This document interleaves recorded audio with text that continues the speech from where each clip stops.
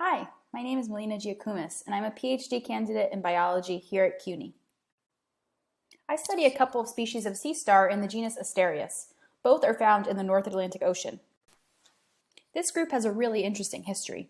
The ancestral Asterias species was exclusively Pacific, but about 3.5 million years ago, the Bering Strait opened between Alaska and Siberia, and Asterias made its way to the Atlantic. Then, shortly after arriving, it split into two species. One found only on the European side of the Atlantic, and one found on the North American side. The two were isolated from each other for a long time before the European species colonized North America. Now, the two overlap on a small portion of the east coast of North America. For some time, scientists have thought that hybridization might be going on between the two Atlantic species, but no genetic evidence of this happening in the wild has ever been uncovered. Hybridization can be really informative about how a species reacts to changes in climate and where it may be in the future. So I was really interested in seeing if this hybridization was actually happening. The area where two interbreeding species meet is what's known as a hybrid zone.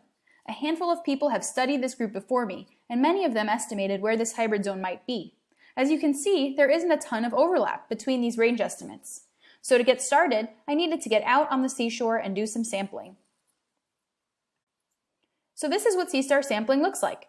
I spent a couple of summers driving up and down the east coast of North America, from Florida to Canada, looking for sea stars. Sometimes I would snorkel for samples, and sometimes I would wade out at low tide and poke around. These trips also involved using my car as a mobile lab, and I can tell you it's just impossible to fully remove the smell of sea star once it's set in. Once the sampling was done, I looked for genetic evidence of hybridization between the two species. Now, what would genetic evidence of hybridization look like anyway? Let's say we have two groups of sea stars. They're separated by this gray barrier for a long time. These colored bars represent what their genomes would look like. They're completely different from each other because they've been separated for so long. One species is represented by green genomes, and the other species is represented by orange genomes. Now, what happens when the barrier goes away?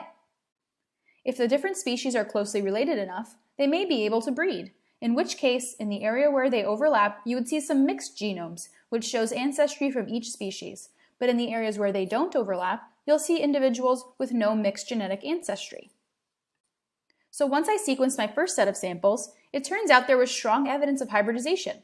This is the same type of representation as in the previous slide, but overlaid on a map of sampling locations.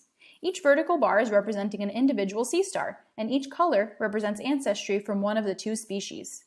As you can see from this figure, the northern North American samples have similar genetics to the European samples. They're all orange. And the southern samples from North America are also very similar to each other. They're all green.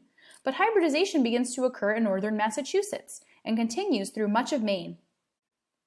Since I created this figure, I've gotten some brand new data, which suggests there may even be some hybridization happening as far north as Nova Scotia, noted here by the black arrow. So my next steps are to figure out what this hybridization means for the future. I'm interested to know, is hybridization new, or has this been going on for a long time?